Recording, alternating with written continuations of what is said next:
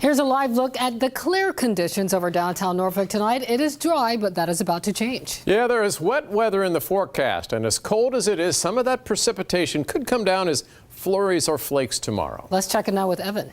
Right, and I'm glad you're calling it just flurry watch and not snow watch, because right now we are looking at just a chance of a few snowflakes mixing in with some rain showers, maybe a little bit of sleet as well. So we're really just going to be on the border between the cold air and that precipitation. Out there right now, as you mentioned, clear skies. We have seen the clouds start to roll in, though. We'll look for increasing clouds later tonight. That's kept temperatures up just a little bit in Norfolk, 38 degrees, but already quite a few spots are below freezing, like Suffolk, Franklin, Ahoskie, Chesapeake, and we're right near that freezing mark in Currituck and down towards Elizabeth City. So the clouds will continue to move in a little bit later on tonight, and we are tracking some moisture off towards the south. As we widen the view, you can see some of these showers developing across the deep south. That's a weak area of low pressure that'll continue to intensify here off the southeast coastline, and as it moves off towards the east, it'll just clip parts of North Carolina and Hampton Roads, and that's when we could see a little bit of that mix. So here's Futurecast as we go through the overnight. Again, the clouds will be on the increase, and by 6 o'clock tomorrow morning,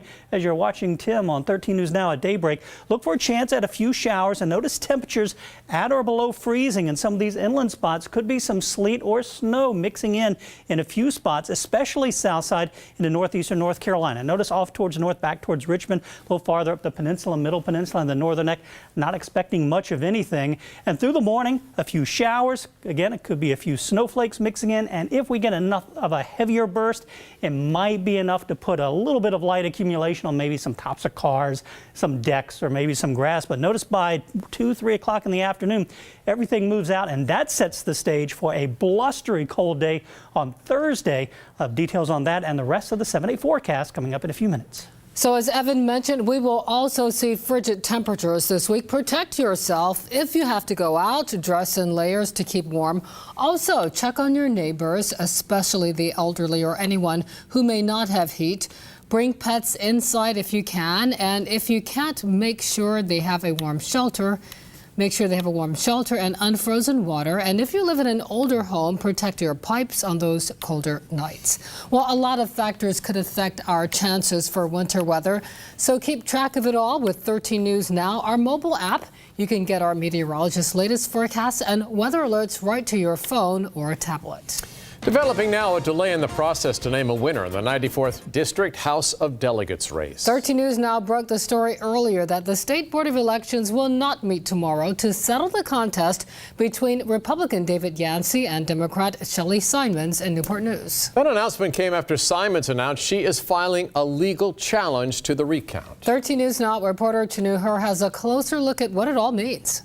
Well, that's right, David and Regina. This is just another turn in the 94th district race. Today, Shelley Simons and her attorneys say they're filing a motion to not only delay the name drawing tomorrow, but asking judges to reconsider their decision to give David Yancey that one vote that tied this race up. Just hours before a delegate is picked for the 94th district, the State Board of Elections postponed the name drawing Tuesday night. The decision came just hours after Shelley Simons and her attorneys announced they were legally challenging the tie. They filed a motion for reconsideration after a 3-judge panel awarded one vote to David Yancey, following a recount where Simons won because of that one vote. The win balanced the Virginia House of Delegates, something that hasn't happened in nearly 20 years. I stand by the results of the recount on Tuesday. I believe it was a fair process guided by rules. It was a citizen-led process conducted by local people with years of elections experience. And it was a transparent process conducted in public view. But my opponent didn't like the outcome, so he made an end run around the clear rules of the recount. In a 66-page court filing, Simons and her attorneys called the panel's decision a clear legal error. Her team claims recount rules weren't followed. This is absolutely precedent that people will be chewing over and debating in the future in recounts, Virginia. It will absolutely come up again in a close race, and we'd like the law to be set straight now.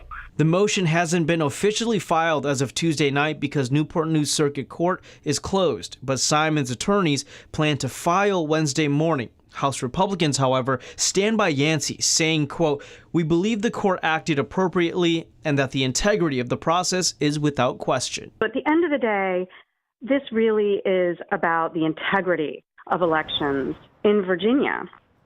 And one of the interesting things in the motion that we have filed today is that really the court should not have reviewed the ballot in question. All right, so earlier today, the chairman of the Board of Elections tweeted a statement tonight, also saying in part, quote, "Any substantive concerns regarding the election or recount should be resolved before a random drawing is conducted. This will best serve the voters of HD 94 and the rest of the Commonwealth." Chinoohar, 13 News Now. All right, and Count on 13 News Now is to keep you up to date on Simon's legal challenge and any decisions that come from state election officials. And to see background on this close race, log on to 13newsnow.com. Tonight, a teen is facing a felony charge after allegedly assaulting a police officer. Hampton police say on Friday afternoon, a patrol officer responded to a vandalism complaint on Kickitan Road near Regent Street. The officer tried to talk to two suspects, and that's when a 17-year-old boy allegedly punched the officer and started banging her head against the ground. Backup came and arrested the teen, who was charged with felonious assault on a law enforcement officer. We're told the officer is recovering. A fire is under investigation in Portsmouth. This was the scene this evening on Elm Avenue near Scott Street. Dispatchers say the fire started around 5:30. Neighbors tell 13 News Now no one lived at the home. So far, there are no reports of any injuries and no word on what sparked that fire. A quiet night at Patrick Henry Mall in Newport News after police stepped up patrols. We checked in with dispatchers. They tell us there were no calls for service at the mall this evening. Police increased their presence after a series of fights broke out at the mall on the same time last year. This all started on social media, and it was absolute chaos inside. While today, shoppers told us the extra officers and the memory of last year had them on edge. You know, I was like near the food court, and like all these people just started, I don't know what happened, but like people started fighting and everything, and it just broke out, so we all had to like evacuate. Police are not saying if the increased patrols will continue through the week.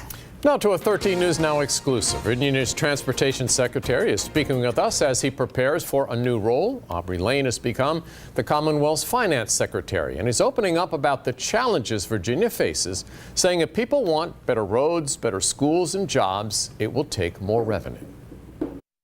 What I have seen, whether it's health care and I can certainly know about transportation, people expect a lot more than we have resources for. Lane also says the state has some 30,000 high-tech jobs that can't be filled because schools aren't turning out students with the skill sets for those jobs.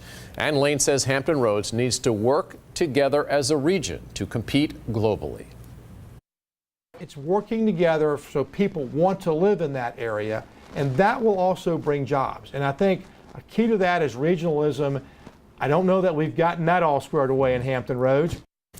Lane also sees opportunities for the state as the new administration takes over in January. We'll explore those tomorrow on 13 News Now at 6. If you head to the stores this week, you may run into some crowds. After Christmas, thousands of people are rushing to make returns or exchanges.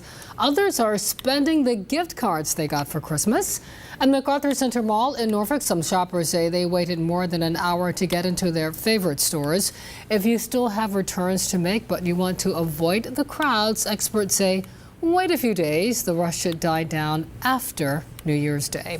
This is also the time when everyone is getting rid of their Christmas trees. In many cities, you can leave your tree at your curb with the rest of your garbage on your scheduled pickup day. Just remember to remove all the decorations.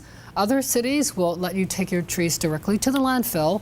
To find out the rules for your area, log on to 13newsnow.com. Look for links in the news under the local section. Click the link to find out more information.